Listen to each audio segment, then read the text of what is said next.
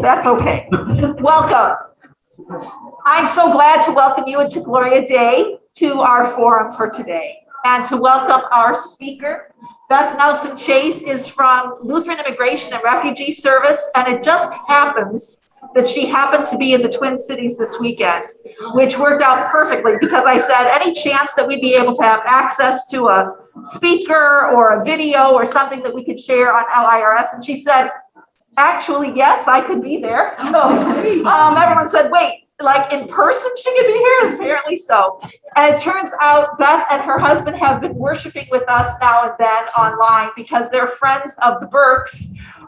Pastor Burke, whom you heard preach last Sunday, they happen to be friends of theirs. So they've encouraged them to sometimes listen in. And they, of course, listened in last week to hear Pastor Burke's sermon. So how wonderful for us that you're with us. Welcome, John, and welcome, Beth. We are honored to hear you. Of course, the issue of immigration is front and center on many of our minds. I heard another story this morning about one of the reasons we have a lack of workers in our country is because of the backlog of immigrants who are waiting for work visas, who are not allowed to work, even if they're here legally. They're not allowed to work because their work visas are delayed. So all of that, and of course, the millions of people who are seeking entrance into our country through asylum, and how to welcome them. What is the church's role in that? And we're very excited that you can be here. So welcome. Thank you. Thank you. And likewise, I am just very, very delighted to be with you all this morning for all the reasons that Pastor Lois indicated.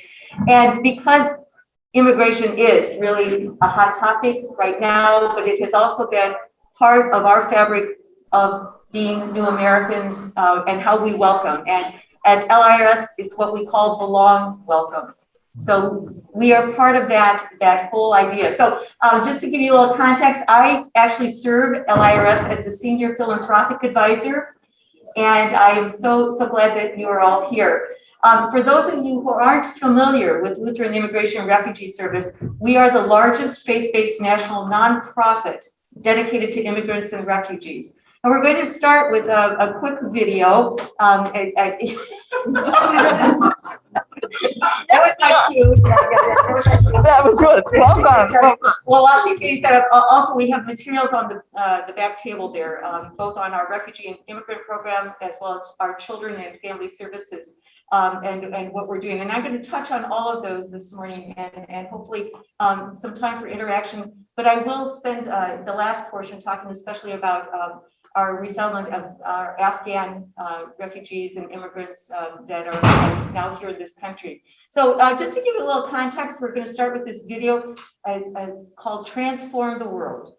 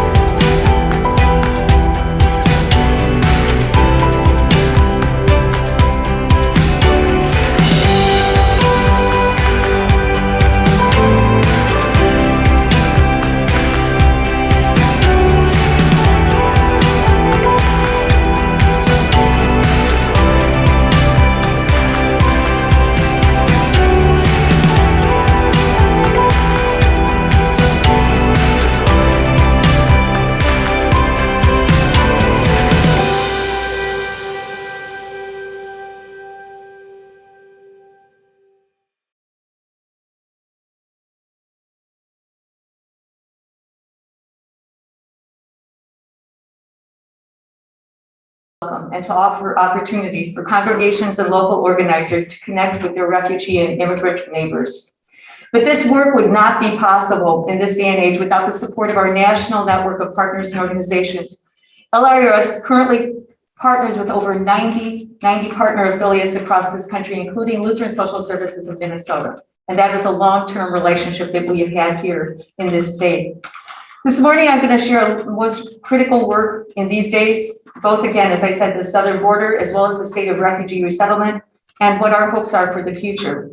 So I'd like to start with a little context of what is refugee resettlement.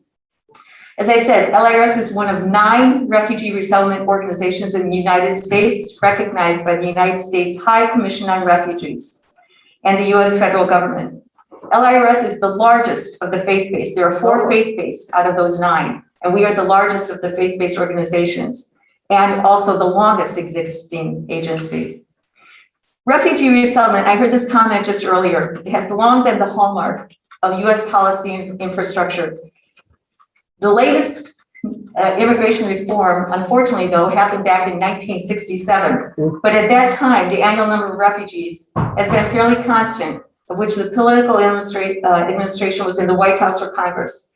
Usually every year since 1967, LIRS, along with the 9 partner agencies, resettled up to 85,000 immigrants every year. That number was actually the highest during the Reagan administration, of 95,000 during that particular. This level is determined each year at the beginning of the federal fiscal year, which is actually October 1, so it just began at the beginning of this month. And it's determined by executive order. The executive branch of the government is thus called to set this level, and it's called the Presidential Determination Order. So you might have heard a little bit about this over the last 4 or 5 years. With the previous administration, that level dropped. That became increasingly less and less and less immigrants who were resettled. And that was unfortunate because it really wiped out some of the processes that are going on for refugee resettlement. So let me give you just a little bit of background on that. Why do refugees seek safety here in the United States or any of the 37 countries? They are seeking safety from war, violence, persecution, and disaster. Resettlement is the refugees' last option for safety. It's the last resort, for refugees cannot return to their home country safely, and when they cannot safely remain in the country to which they initially fled.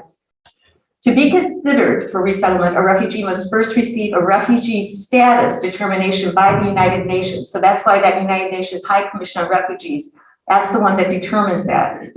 And they have to prove that they are fleeing persecution based on their ethnicity, nationality, religion, political opinion, or social group. Then the United High Commission on Refugees refers refugees to one of 37 resettlement countries, one of which is the US.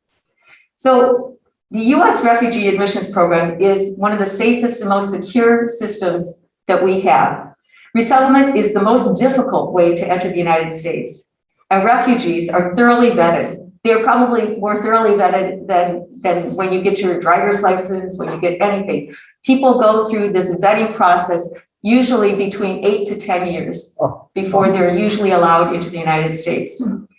Vetting includes biometric and biographic checks, interagency intelligence sharing, screenings against multiple domestic and international terrorist and criminal databases, and on and on and on. So again, fingerprinting and all those kinds of things take place over the course of time. Usually it takes at least 18 months to 2 years to go through all those processes.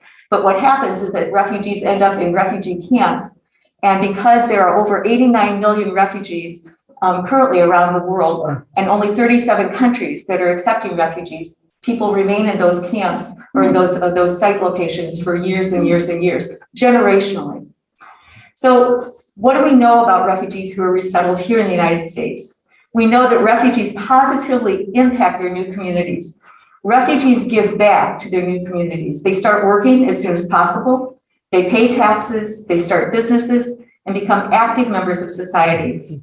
The average workforce participation rate of refugees is over 81%. That's amazing because the national average is only 62%. Wow, wow. And we know that 13% of refugees were entrepreneurs. This is from a study back in 2015, compared to just 9% of US born. And here's an interesting fact. 40% of all Fortune 500 companies were founded by refugees, immigrants, or their immediate children. Really? So resettlement is really critical to US foreign policy as well and our national security objectives. Resettlement must be a part of comprehensive strategy to respond to the refugee crisis. We have to continue to promote this because that promotes regional stability. It strengthens our own US national security and it encourages other countries to take in refugees and provide that kind of humanitarian support. And to demonstrate solidarity with allies, including Turkey, Jordan, Egypt, Kenya, and other countries hosting millions and millions of refugees. Today in Jordan, it's estimated that there are over 7 million refugees, again, from the crises of fleeing Syria, from the crises that are going around in all those neighboring countries. And so that is just an astronomical amount of refugees in that one country. Resettlement is also a complementary tool to humanitarian assistance.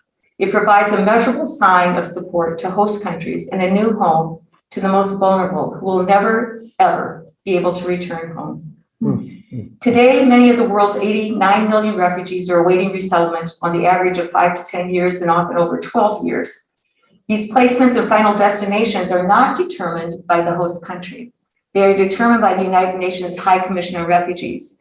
So it's not like a selection that you say you get to come to the United States, or you get to go to Germany, or you get to go to another resettlement country. That is determined.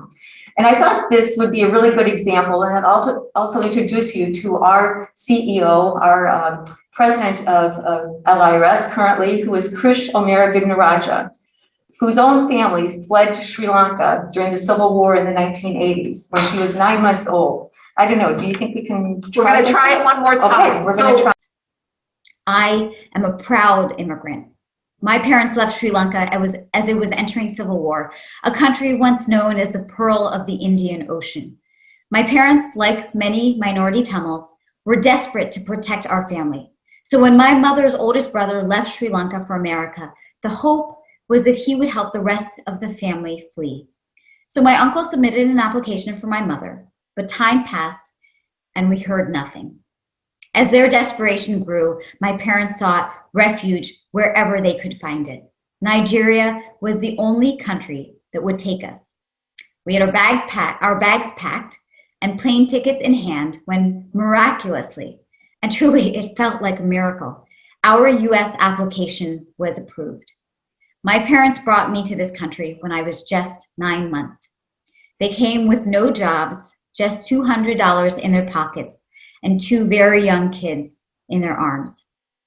We arrived as strangers on foreign soil and were welcomed by the community in our new hometown of Baltimore.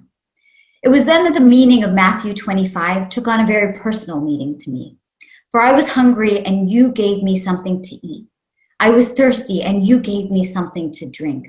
I was a stranger and you invited me in. Neighbors treated us as friends and eventually family. The superintendent of the Baltimore City Public Schools, where my dad got a job, found us our basement apartment. The vice principal of my dad's school helped us move in and vouched for my parents so that they could open a bank account. That warm welcome gave my parents the opportunity to plant roots, to become educators, and opened a path for me to stand here, even virtually, before you today.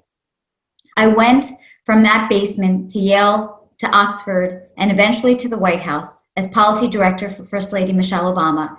And today, I sit before you as the only female CEO of a refugee resettlement agency. I have a beautiful 3-year-old daughter named Alana. You may have been hearing her screaming just a few moments ago. And I know that her life will be easier because my own parents' lives were hard. And to me, that is the American dream. The United States gave my family hope. And despite everything we face today, that hope is still very much alive. And together, we can transform that hope into change. Thank you. All right. So we'll continue on. And Krishna's leadership is just vital to our organization right at this point. Again, as I mentioned, during the last administration, the numbers dropped of the presidential determination order down as low as 13,000. I'm sure. Compared to, again, those numbers that I shared with you earlier. And we were very, very hopeful that with the current administration, there had been, again, those promises made that during this last year that they would increase that back again to half of what they were saying, at the total of 125,000 to 65,000. Unfortunately, we didn't reach that mark. We did not reach that mark in this last year. Oh. But we are again hopeful that this year, that presidential determination order of 125,000 immigrants and refugees will be met. And there are efforts right now in making that happen totally around the Congress. It's bipartisan. It's again, very hopeful. And that does not count the Afghan refugee resettlement numbers, okay? So this is 125,000 that we're hoping will continue. Again, just kind of a fun story. As hundreds of refugees are set to arrive here in the United States, there is hopeful news. LIRS in this last year actually opened an office, a direct service office in Fargo, North Dakota. Oh, good. This was due to the fact that unfortunately Lutheran Social Services of North Dakota no longer exists, but they had a very, very strong refugee program. And so we wanted to continue with that. And so our Fargo office, and you might hear more of that being part of this, but we welcomed a Sudanese mother with her 2 teenage boys as they had been waiting to join her sister, who was already a US citizen. This woman had fled her home and country after rebel and government forces had killed her husband. She had raised her 2 sons in the refugee camp for the last 5 years, awaiting this moment. LIRS staff and her sister and family met them at the airport in Fargo, along with those that will assist to shelter, support, and again, be the long welcome for this family. As you can imagine, tears flowed freely, hugs and tears and hope filled that airport. I thought it'd be also, if possible, we could share another video, if that's available, about Wilmot Collins, who originally, he and his wife, refugees from Liberia a number of years ago, but he has a compelling story to share and that welcome. My wife said, I think we should go to America. How do we go there? We don't have any money. She said, well, let's go to Montana. I said, you got to make up your mind. We ought to go to America. We go to Montana. And she said, but Montana isn't America.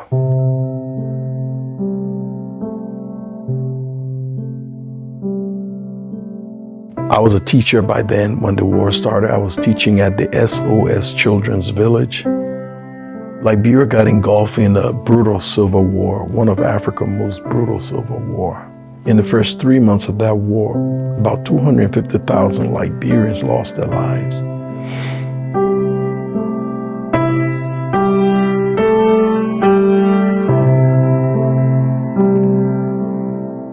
And the only thing we found was a tube of toothpaste on the ground, and we picked it up, and that's what we ate. And going back home to my mom without anything.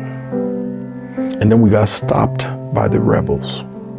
They were questioning my wife, and I had to stand quiet. And then he pointed to me, he said, who's that? Is that your man? And my wife said, yes. He said, you're lucky today. You guys are lucky. I'm done killing for the day. Get out of here. And as frail, as hungry as we were, we started running. And I talked to my mom. I said, hey, we're all leaving tomorrow.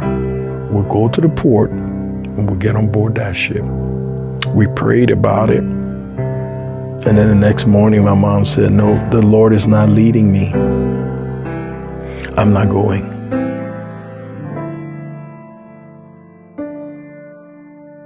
But, you know, I give it all to my mom because she is unwavering. And we prayed, we go to church. You know, I'm a Methodist. But my mom, prayer, I mean, I think it was through her prayers that we were able to survive this. Sometimes I question God. Why are we going through this? We believe in you. I question. My mom never. Because she believed it was his doing and he will deliver us.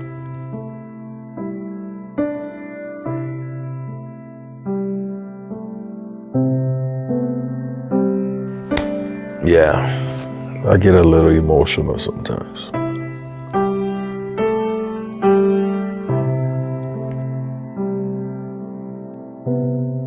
My first job I got was within 1 month of me coming into this country. That's Montana. That's Helena. Now, give me a reason to leave. I don't have any.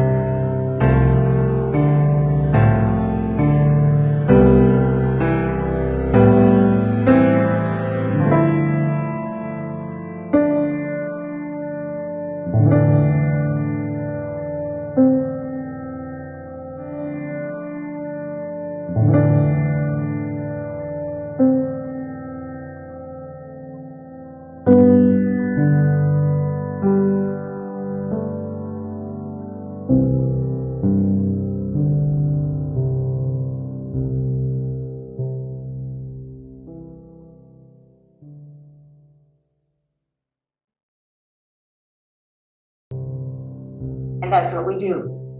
We help people find their Helena.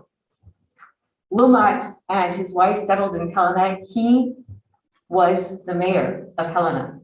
He became the mayor of Helena, Montana. It's just an incredible, incredible story.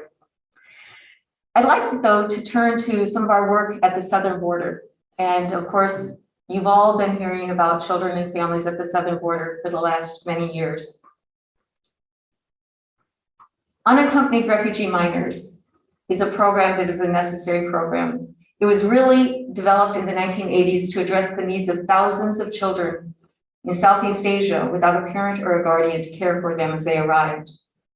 Today, the United Nations High Commission on Refugees estimates that over half of the world's refugees population is unaccompanied refugee minors. Only a small fraction of refugee minors are resettled in the United States, making the program extremely important in light of this global refugee crisis. And since 1980, almost 13,000 minors have entered the unaccompanied refugee minor program. We call it the URM program. At its peak in 1985, the Organization on Refugee Resettlement provided protection to over 3,828 children in its care. Now, I share this with you because it's the context for what we're seeing at the southern border today. So the ORR, the Office of Refugee Resettlement, extends a lifeline to children. For refugee minors, the State Department identifies children overseas who are eligible for resettlement in the United States but do not have a parent or a relative available and committed to providing for their long-term care. But upon arrival here in the United States, these refugee children are placed into the unaccompanied refugee minor program and receive refugee foster care services and benefits. The ORR also identifies certain minors who may become eligible for the URM program after they arrive in the US and do not have a parent or relative available to provide care.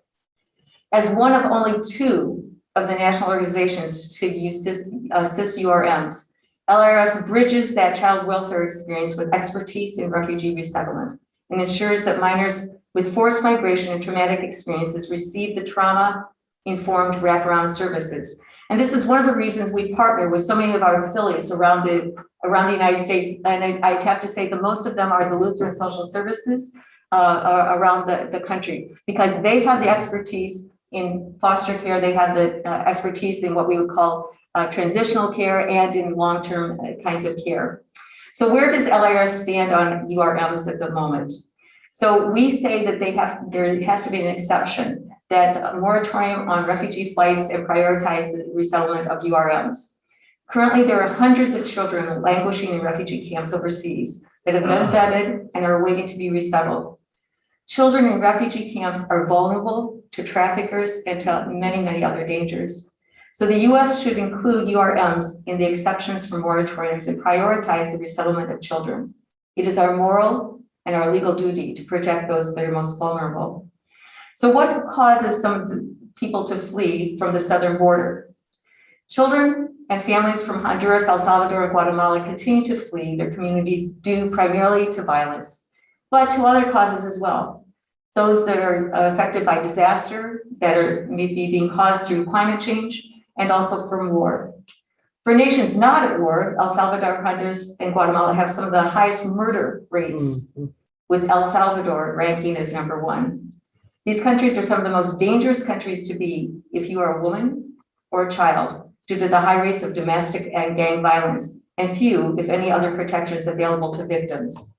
So we're going to try and share again another video that maybe explains this in a better context, and we're going to rely on Krish to take us through that one more time. Hello. Hi, my name is Krish O'Mara Vignaraja, and I'm President and CEO of Lutheran Immigration and Refugee Service, or LIRS. You've likely seen the headlines surrounding the influx of unaccompanied children at our southern border, and I know many of you are wondering what you can do and how you can help. First, I'd like to help put the alarming numbers and headlines we've been seeing in context. Since April 2020, we have observed steady increases of people arriving at our southern border, many seeking protection and safety.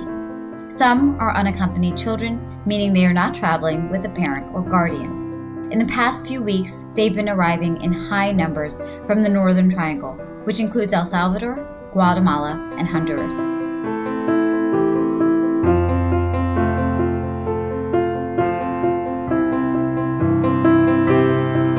Unfortunately, however, several factors have coalesced in 2020 and early 2021 to create an emergency situation requiring children to seek safety outside of their home country. They are, in many cases, fleeing for their lives. Today, things are complicated even further by the pandemic. According to U.S. law, unaccompanied children are supposed to be processed by CBP and then transferred quickly to the Office of Refugee Resettlement, ORR, an agency with child welfare expertise whose network of providers, including LIRS, care for these kids until they can be safely reunited with their sponsor. But ORR's capacity, just like so many other places, has been significantly reduced in the last year. To try to address this immediate problem, the federal government has opened temporary influx facilities to move children out of CBP detention. These facilities are not a real solution. But of course, no child should be in CBP detention facilities that are so clearly not meant for kids. These children are not just in our custody, but in our care, and any location should be subject to child welfare best practices, come with an expiration date, and exclude operation by private for-profit entities. But there is good news. While the children have come to the border alone, about 85% of them have a parent or relative who's already in the U.S. That's where LIRS comes in. We are working quickly to reunite children with their families and give them a safe, stable home. And we're advocating on the national level to ensure children are protected and cared for. We invite you to support however you can through donations, prayers, advocacy, or even applying to become a foster parent. We ask too that you collaborate with us to promote compassion, empathy, and education. Children at the border, like all children, deserve love and safety. Please join us in this work of welcome.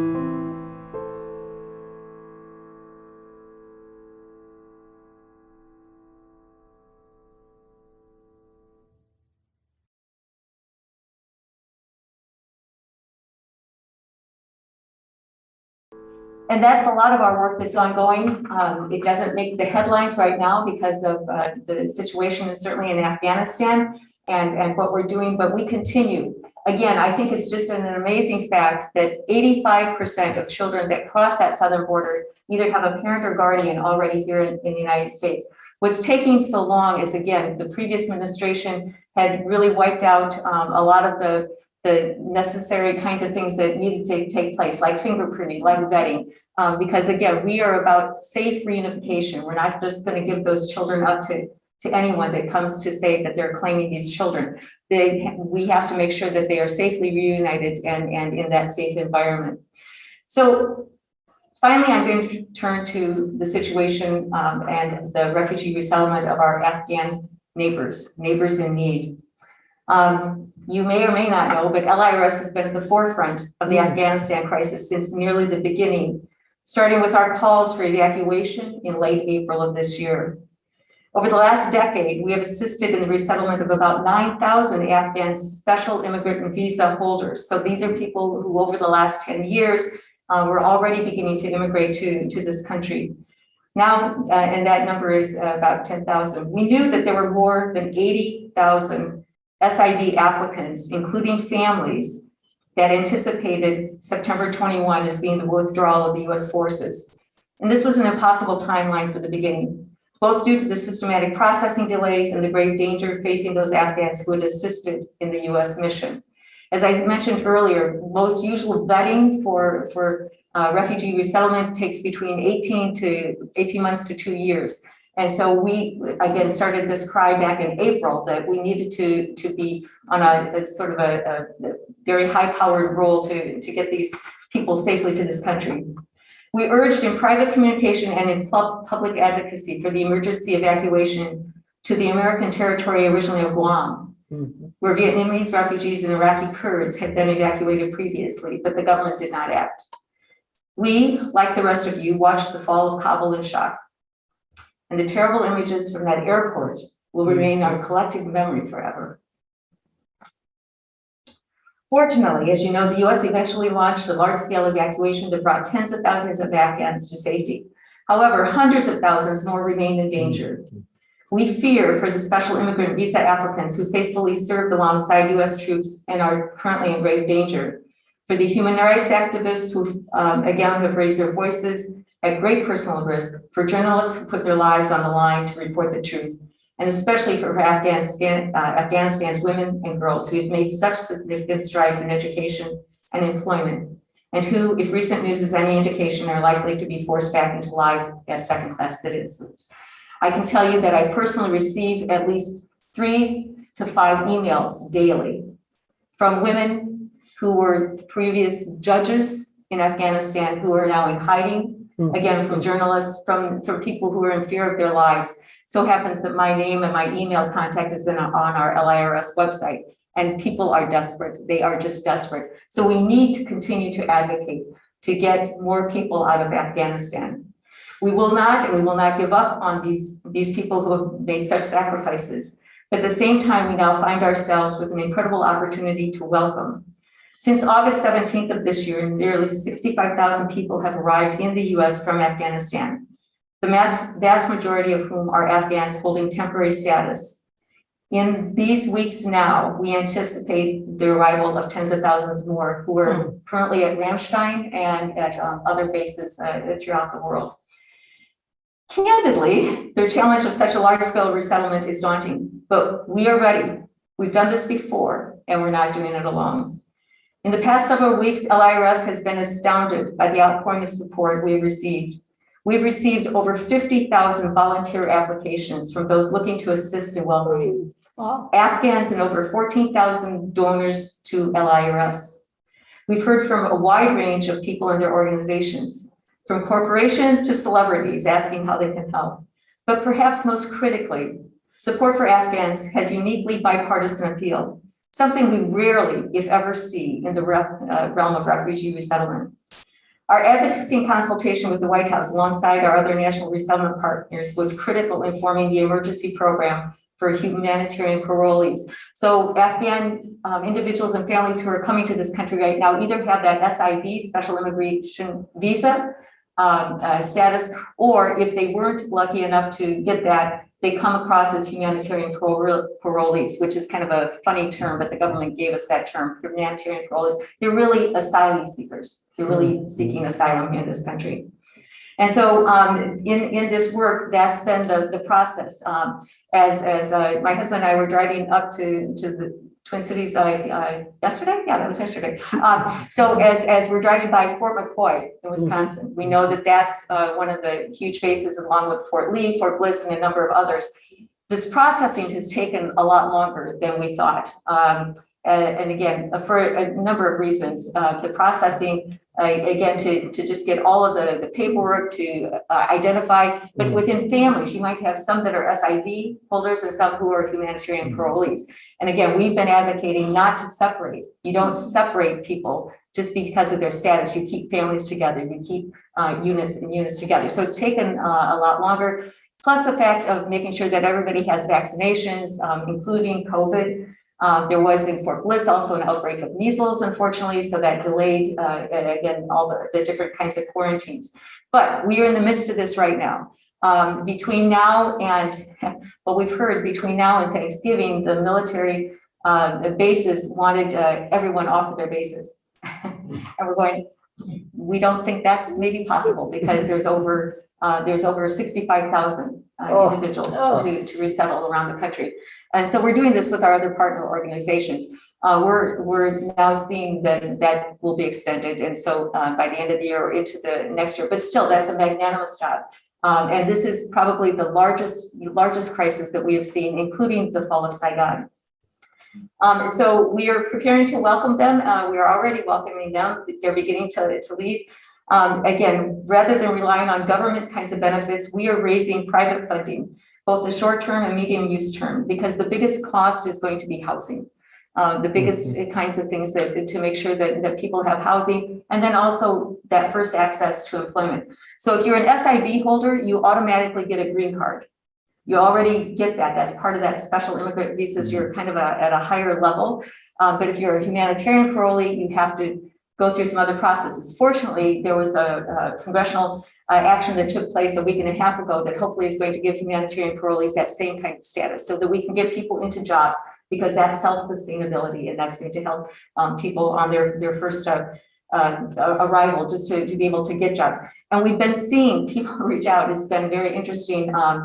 Corporations are contacting us directly and saying, we have jobs for people. How can we help hire refugees? But again, this is a complex kind of business. So for example, a food company such as DOT, which is located in Mount Sterling, Illinois, just east of St. Louis, a little ways, or Quincy, that kind of area, they have openings for 200 truck drivers right now. Wow. But Mount Sterling, Illinois may not be the place where everyone can go to. So we're looking at, can Springfield, can Quincy, what other kinds of areas can we get housing for people? And also recognizing culture. Again, there are a lot of communities that already have an Afghan culture within them. The Twin Cities is one of those, as well as Northern Virginia, the Metro DC area, huge Afghan population. Sacramento, California, and Seattle, Tacoma. And again, we know that there are people that are relatives there. And so we, again, work with those dynamics of trying to get people into the places where they want to be, as well as where they're going to have the best chance of long-term kinds of help and support. We've received financial or in-kind support from Walmart, Airbnb has been very generous. Again, donating over $200,000 directly to help with some of the housing needs. From Uber to help with, again, rides from place to place, from medical appointments to legal assistance, Bank of America, CVS, and many others. At the same time, we're trying to set up new welcome centers, which will complement existing local services. So we're trying to take that from maybe some of those larger urban areas and say, what can we do in Grand Rapids, Michigan? Because we know that we have a lot of Afghans that may be coming in through Detroit, but Grand Rapids might be a better area for helping people to resettle. So we're looking at new welcome centers. And so that's one of our new forms. We're also serving, those welcome centers are also serving communities at the border. So we, again, are trying to brainstorm. We're trying to work with existing kinds of agencies, existing kinds of, I guess, parameters that are in place, but also thinking creatively and creating creatively for the long term as to what's going to happen. Do we have time for maybe one more? So, video? I think so. We're Okay. all right. All right.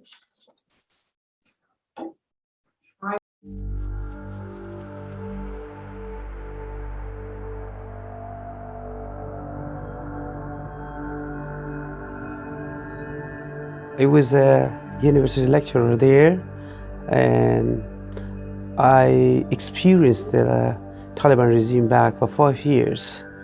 And when I was in a high school student, by coming second under Taliban, so I remind back my future and what will happen to my life, because that time I was young. When I'm a father, I have the responsibility of my kids. I didn't want to put my kids in trouble, so I decided to come to America and to find a better future for my kids and for myself. I was teaching English. I got my master in ELT, English language teaching. And right now, by the time I leave to Afghanistan, I was doing my PhD in instructional technology. I got scholarship from the government of the Afghanistan. So since Afghanistan government has collapsed, so there was no chance for me to extend and to pursue my PhD. No, it was really difficult. I tried to bring my family. I'm father of 5 kids. All are them live back there. So I tried to bring them. So crossing and entering to the airport was like a rocket science job, or not for me and even for everyone.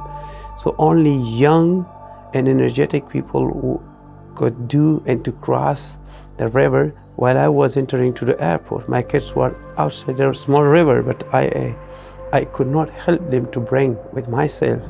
So it was very, very difficult.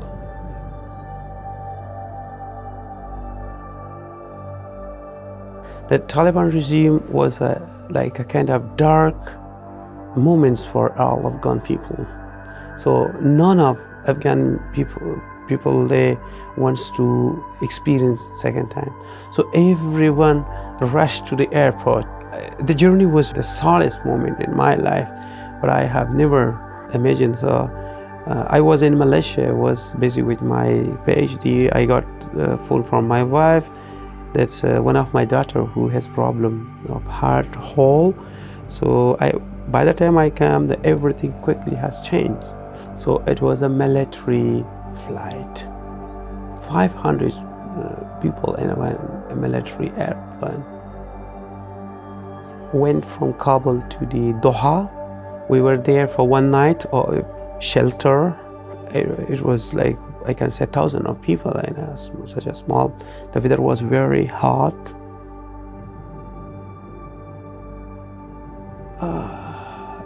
Actually, no one is safe in Afghanistan. So, like my wife is she has a master's degree, so it is difficult for her to stay at home. That's if they were safe, then I wouldn't also safe there. I would not come here.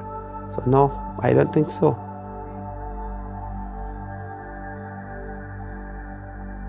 For us, like though we came through very tough situation, through difficult way here.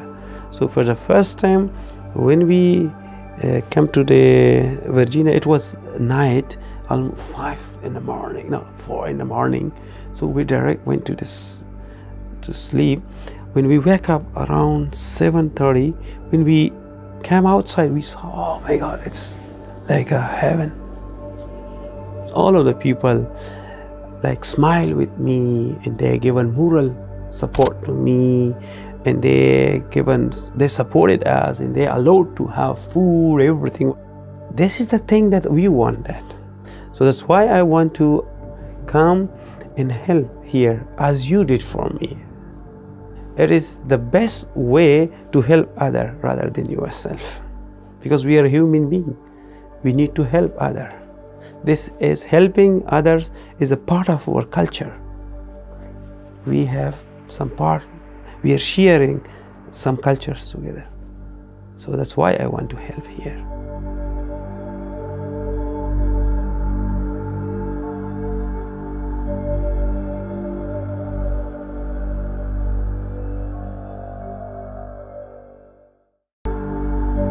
Certainly, there are many more stories to come as we again work closely with our partners.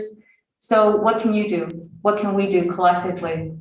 One of the things is to look at individual support, certainly collective support, As I said, the most important resources right now are making sure that we are going to get people into adequate housing and to safe housing and into the places where they need to be in order to get either job training, to get jobs.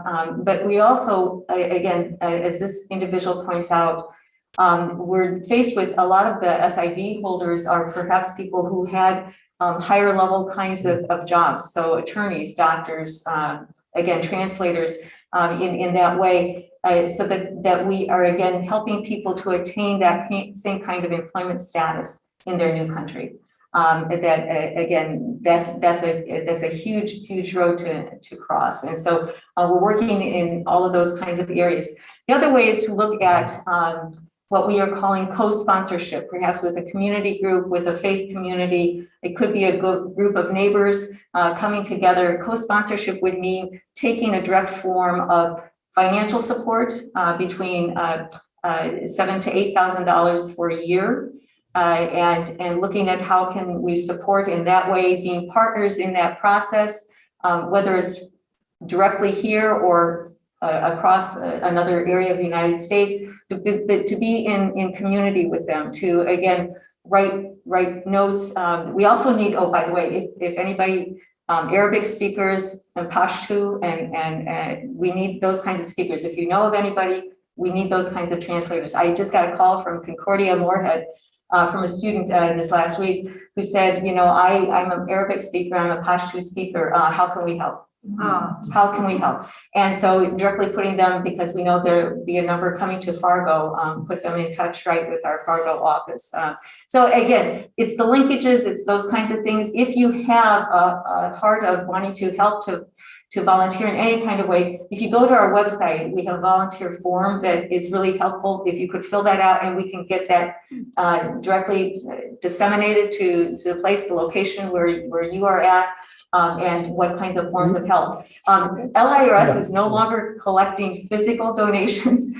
We just don't have that capability at our Baltimore office. We did that for a week and we were overwhelmed with the response. And we gave that directly to Lutheran Social Services of the National Capital Area, which was the LSS that was in the video. So there are many ways to be a part. Also strong advocacy. We encourage you to really continue the push to, again, we have so many people that are still in Afghanistan, and we need to make sure that they are going to have some form of safety in the future. And so we need to continue advocating strongly. So I guess I'll just have to, let's see, we're getting to the place of 10:25. Okay, okay. And again, open for questions. I know it's a 10:30 hard stop here, but I just want to say thank you for your presence here, and for those online to listen, to hopefully be a part of this ongoing effort, because we are part of the long welcome. We are part of the long welcome. So thank you very, very much.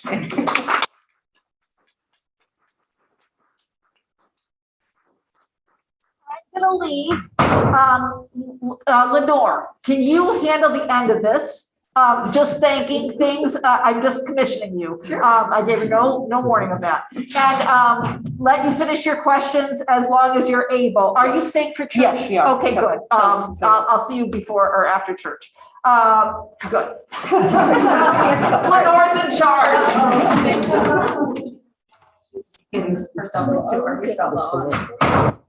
Anybody have any questions for Beth? Yes. How many serve in this part of the Lutheran service? How many of there are you? Yeah. So that's a good question.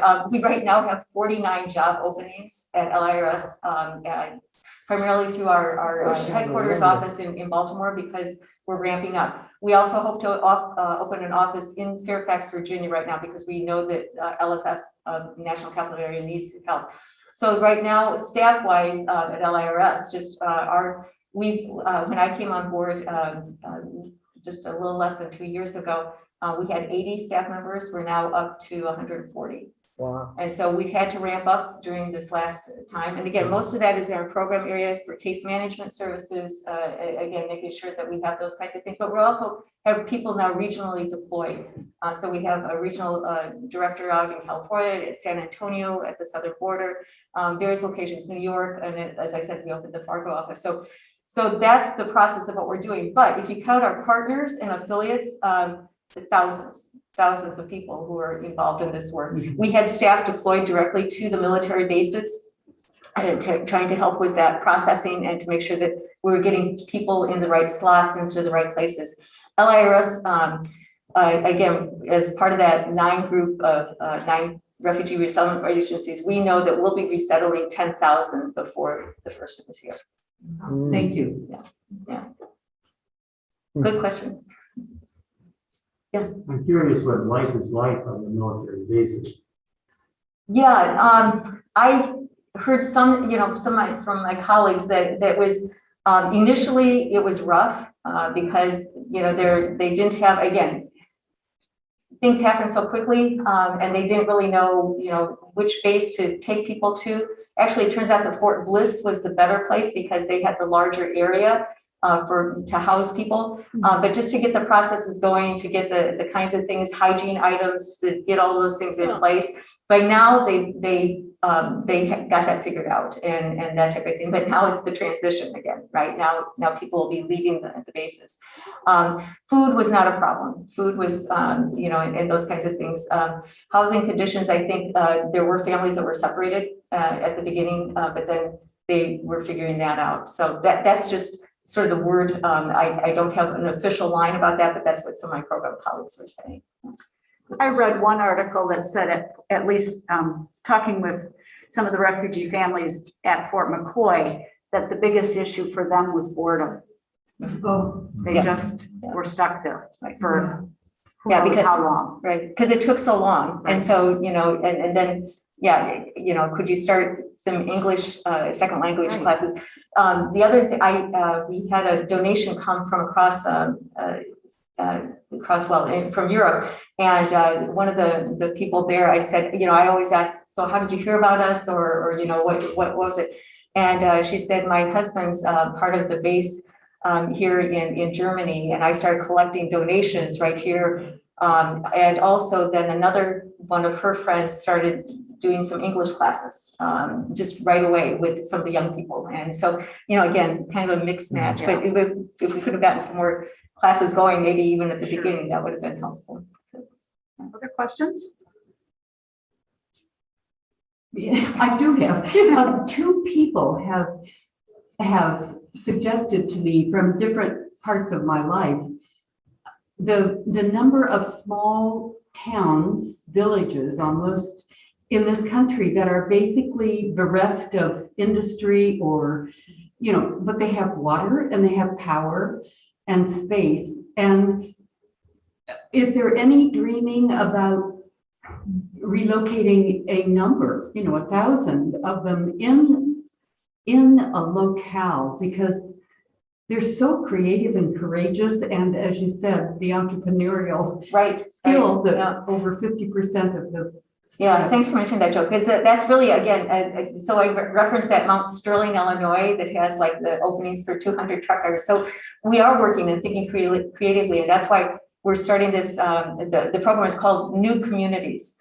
And so the part that we need to, again, is promote that with, again, some of the families, some of the individuals, that this will be a good community. It'd be like a Wilma Collins story, this is your Helena. This is going to be the place where, you will rise to again, have those kinds of opportunities for you and your children. And so that's the idea and the concept around that. So Wonderful. Wonderful. Taking a look. So Great. I think we are about out of time, but I just want to, thank you again, Beth. This was an incredibly moving presentation. Thank you. Use this opportunity to segue to next week. The forum is going to be focusing on the experience of an asylum seeker. So you have teed it up well, and your stories have been just so impactful. And we will hear more of that with Rachel Utman, who is the Director of Training at the International Association for Refugees. So another organization that works directly in refugee camps around the world, but also has 2 houses locally, hopefully a 3rd soon, that houses asylum seekers. Oh, That's great. So That's thank you great. so much, You Beth. bet, yeah. Don't forget to take materials and pass them on to friends and neighbors. Yeah. And thank you. Happy Halloween, happy Reformation Day, and happy tomorrow All Saints Day. Yes, yes.